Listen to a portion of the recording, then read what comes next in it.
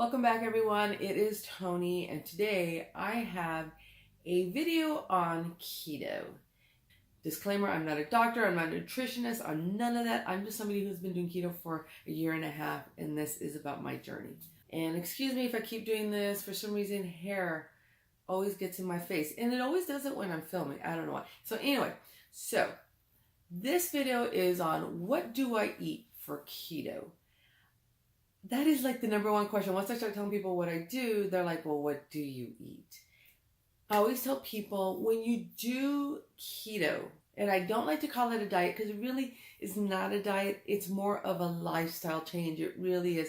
I had to totally change everything that I eat. I had to change how I view food and how I think about it. Everything had to change. And once I made those changes, it made it a lot easier. So I tell people, focus on what you can eat. Don't focus on what you can't eat. Because if you do, you're just going to go crazy. You're going to go insane. Oh my God, I can't have hamburgers. I can't have pizza. I can't have burritos. I can't have tacos. Things like that will drive you nuts. So I focus on what I can eat. And if there is a food I do love, like tacos, I go and I try to find a keto friendly version of that.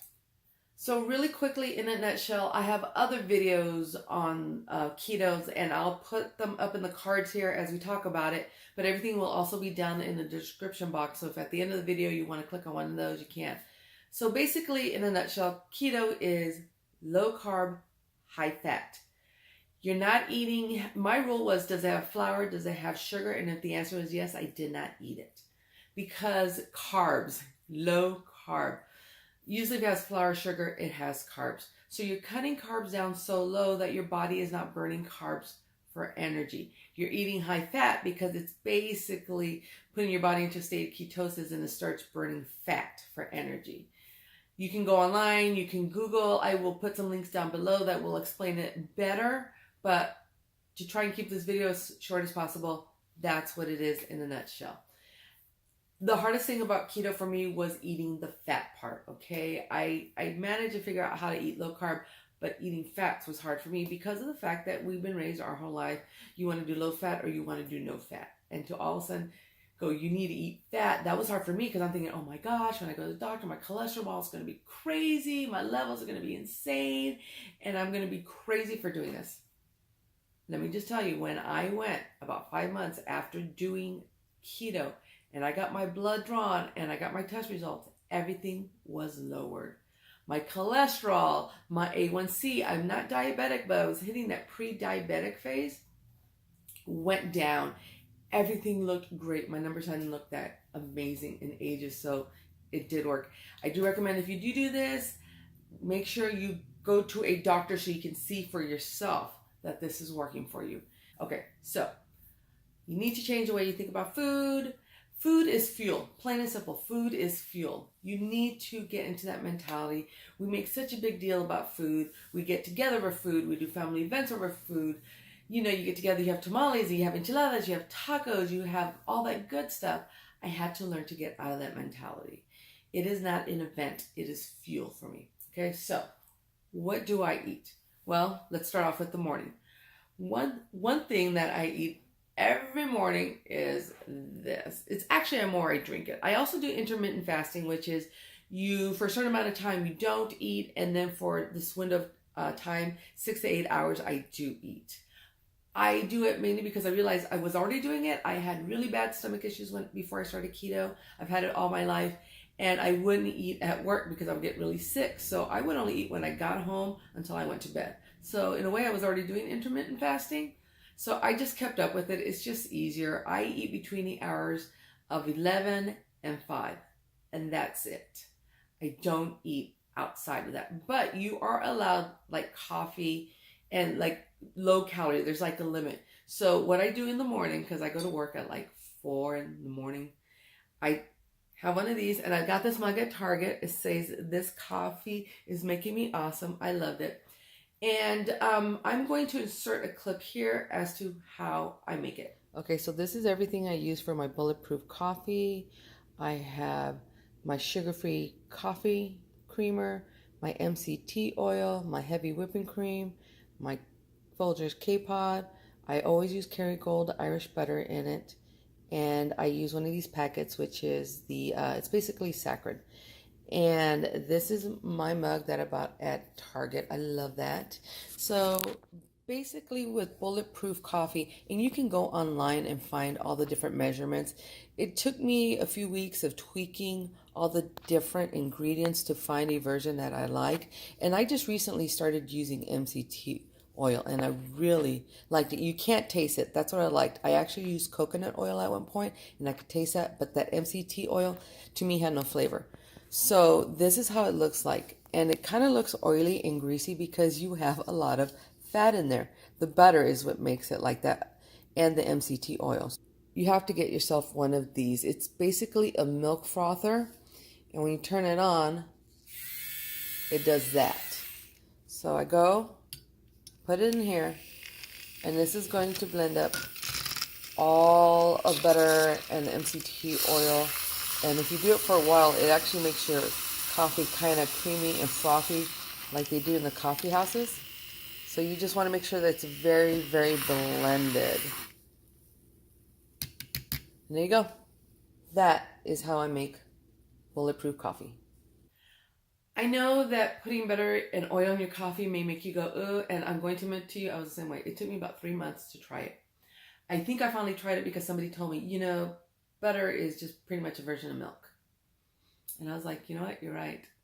You're right. So I bit the bullet and I tried it. And at first I made it without the MCT oil.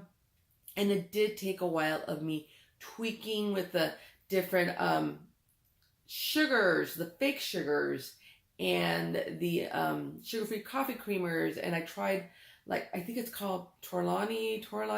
It's those flavored sweeteners that you put in your coffee. They do make sugar-free versions of them.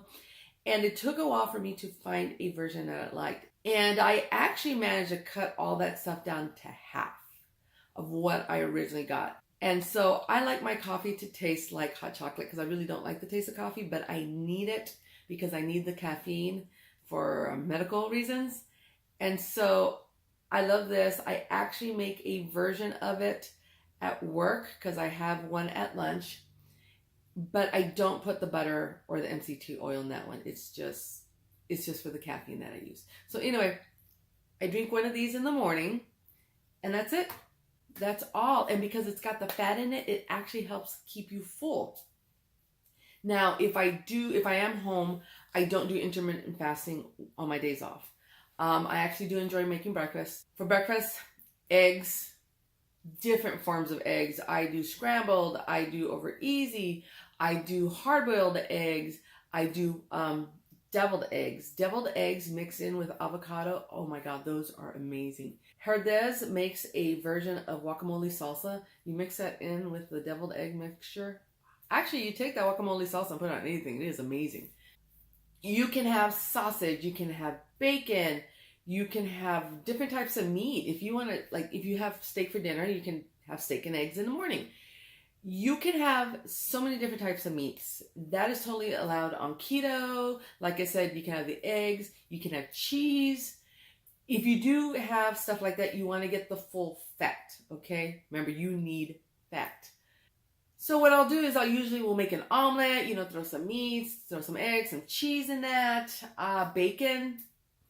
I do this thing where I scrambled up some eggs. I take sausage patties, I cut them up, I throw it in there, throw some mayonnaise, full fat mayonnaise, and I mix it up. And I know it sounds disgusting, but it is so good. My mother made a version of this when I was little, and it is so good. It's kind of like egg salad sandwich with sausage in it.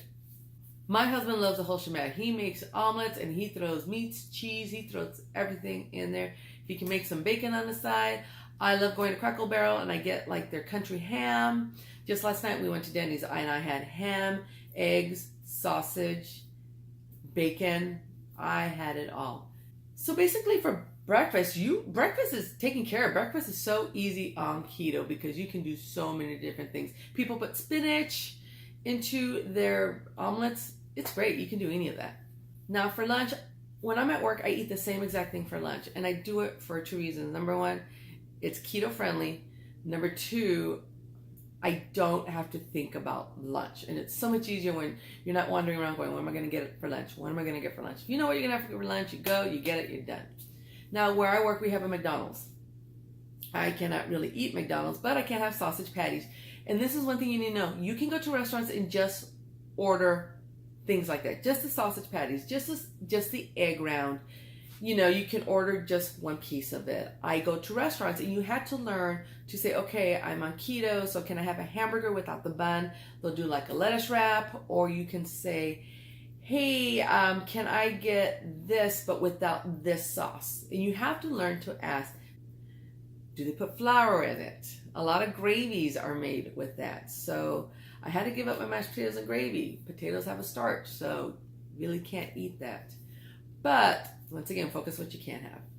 So the same thing, I eat the same thing every day for lunch. 2 sausage patties, and I make my coffee. I have a little bag in the fridge at work where I have my heavy whipping cream, I have my fake sugar, and I have my sugar-free coffee creamer. And I mix that up, and that keeps me full until I get home. Now, if I'm not working, I'll have a salad. You can have all those greens. That is really good for you. Fiber is your friend. You can have all that great stuff. And I'm going to link a video here that talks about how when I started keto, because there's a formula when you're figuring out your carbs, which is basically, you look at the nutritional label, it's your carbs minus your fiber minus any sugar alcohols, and there's a difference between sugar and sugar alcohol. I talk about that in the video, and that equals your carbs for that one meal. And I'll put everything down in the description bar too. McDonald's, sometimes they do have a chicken salad. My McDonald's doesn't have it. I learned a lot of McDonald's don't have that anymore. But you can find a salad. I'll put a protein on it. I love salads. I love chef salads. You know, I don't get the croutons. I make sure I have ranch as a dressing. That's my favorite dressing and totally keto friendly. I can have chicken wings. You can have hot wings as long as they don't bread it with flour. A lot of places, believe it or not, do not bread theirs in flour. They just deep fry them like that, and they are totally keto friendly. Hot wings are a staple in my diet, and I found a pizza place that on Thursday does half off wings, so my husband and I go and we load up on that because my husband's also doing keto now. Like I said, you can go order a hamburger, but have a protein style, which is where they go and they put lettuce instead of bread. In-N-Out does that. It's called the protein style. You can go to so many places, and I've learned by going to restaurants and go, look, I'm doing keto. And they'll tell you, oh, hey, well, we have this, or we have this. Usually, a lot of times, there's been like a chef who's in the kitchen who is on keto. There's a family restaurant too I go to all the time, and I told the guy what I'm doing, and he's like, oh, well, what if I make you this and this? He makes me things off the menu. I go to this Mexican restaurant out here called Macayo's, and I tell them, hey, what I really would like is something like this. And they're like, we can totally do that to you. A lot of restaurants will help you out with this. I've learned to ask for their nutritional, they have like these menus, like if you're gluten free or things like that, because the gluten is in flour. And so I kind of look at that menu to see, does it have gluten? Does it have the flour in it? And then I also use my phone. I'll get on there, like if I'm, let's say, Red Lobster. What is the carb count in? And I'll say what it is, and it brings it up, and I can look at it. There are different apps. MyFitnessPal is a great app for that. So if I know I'm going to go to a restaurant or something like that, I will actually do my research beforehand and know what am I going to eat. That helps a lot. Go research eating keto at Wendy's, and you'll see what people order there and how they order it. You can, people go to Taco Bell and they'll ask for like the lettuce. They ask for everything individually, you know. They can do things like that, and they throw it all in a bowl. Research. Google is at your fingertips, literally, with your phone. It is at your fingertips, and it will tell you how to order your food and what you can and can't eat. So use that. It is my lifesaver. It has helped me so much. So if you need something to snack on, there are different things you can do. I love pork rinds. Totally can eat it. Totally can eat that on this diet. Some people will take melted butter, pour it over pork rinds, and take cinnamon, pour that over it, and then take some type of their sugar substitute, and then mix it up. And they say it tastes like those, you know, those cinnamon crispers from Taco Bell. They're crunchy, they're sweet. That's what they say it tastes like. I like pork rinds by itself. I dip it in guacamole. Some people put hot sauce on it. Let your imagination run free on that. You can have some nuts, but you need to look at the nutritional label because some nuts are higher in carbs than other. So you want to look and you want to make sure that you actually measure out your food because before you know it, you ate a whole entire thing of almonds. So easy. I go to the store and this is over at Walmart. You go where you get like this packaged subs, the little tiny ones. If you look on the top, on the shelf on the top, they have these bags. They're called Parmesan cheese crisps. I get the Asiago pepper jack ones. The little round things like this. If I'm craving chips, I'll eat those. I dip those in guacamole, put some cheese on it, take some tiny, you can buy little tiny pepperonis, a little sausage, put it on there. It's really great. For dinner I can have steak. Dinner is actually a pretty easy meal. We make drumsticks. As long as we don't coat things in flour, we're good. I go and I make my own pizza. Pizza to me is the perfect food. I love pizza. I had to learn how to make pizza, and I will link a video down below on, it's called Fathead Pizza Crust. And honestly, within 20 minutes from me starting to end, I will have a pizza. It's made with almond flour. And there are two different types of almond flour. Almond flour is low in carbs, so that's why you use it instead of regular flour. There's two different types. There's blanched and unblanched. Unblanched basically means that they took the whole almond and they pulsed that and made a flour out of it. Blanch is they took that coating off the outside. So if you look at one, you see little brown flecks, that's the unbleached. That's the unblanched. And the blanch, they took the coating off of it. It actually looks off white. I use the blanch. I notice a difference. Now, almond flour is not cheap. I've learned you go to Sam's Club or some place where you can buy it in bulk like that. And I buy the big bag because the big bag costs almost as much as the little bag that I buy at Walmart. So go get yourself the big bag. It's basically almond flour, cream cheese, mozzarella cheese, and egg. And then you can put like garlic, salt, and that sort of stuff. But you basically mix all that together, spread it out on some parchment paper. Then I take my spaghetti sauce and look at spaghetti sauces because they have sugar. So you want one that's low in carb count. You don't need a lot of it either. So I put it on there and then I put my cheese. I use mozzarella cheese. I use different types of cheeses. I take pepperoni. I take, a spicy sausage that I kind of cooked up. I put that on top and I stick it into the oven and next thing you know, I have pizza and it is good. I really like it. I had to tweak that recipe, but I really, really like it. Basically, if there's a food you like, go and Google keto-friendly version of tacos. What I do is I get lettuce. I get the lettuce leaves and I make everything I put in tacos. I put it in there, I wrap it up, and I eat it like that. Put some pato sauce on it. Oh my God, that is amazing. And if you don't know what pato sauce is, Google that. It is an amazing sauce. Every Mexican knows what pato sauce is.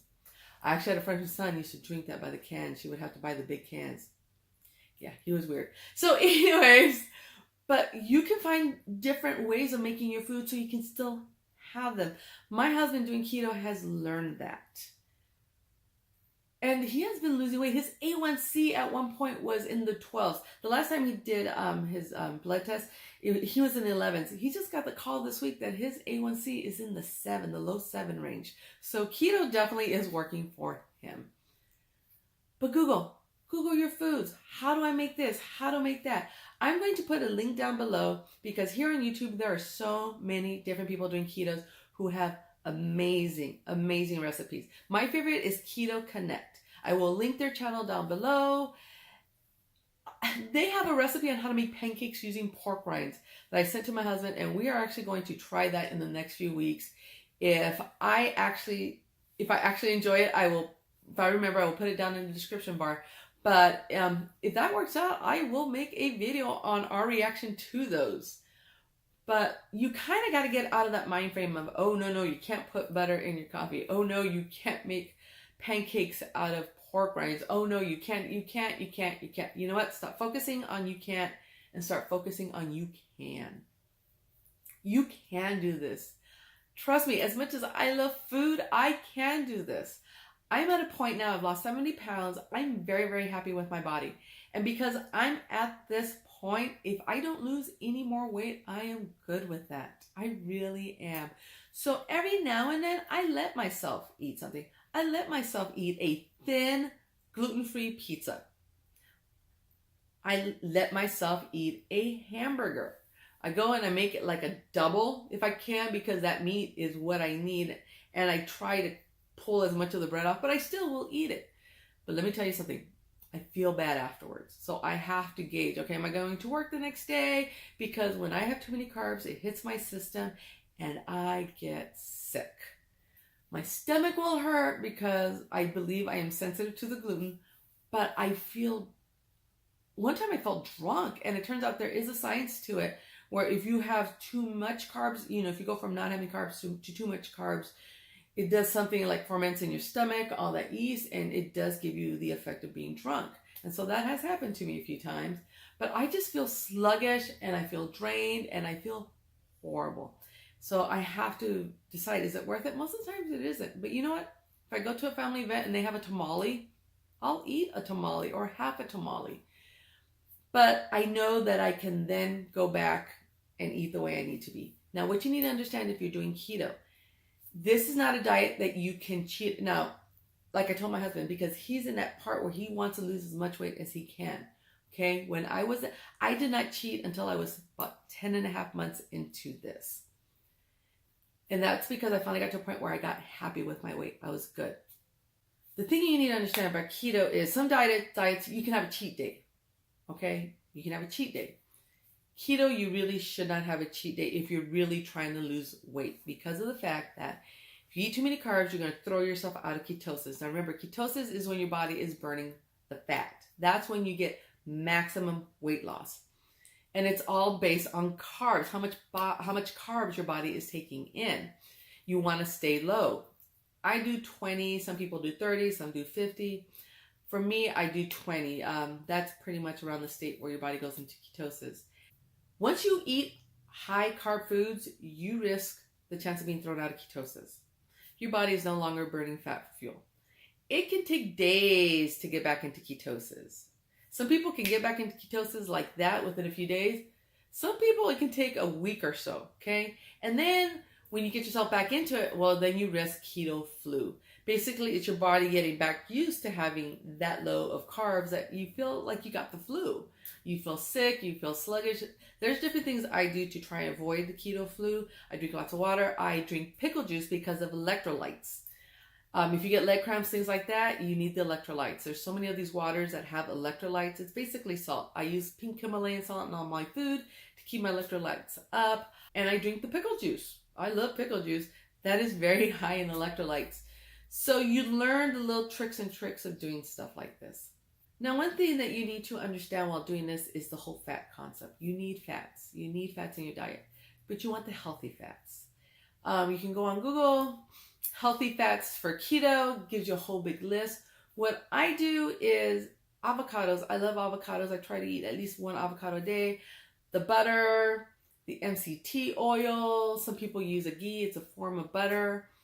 There are different ways you can get your fat, but please make sure you get your fat.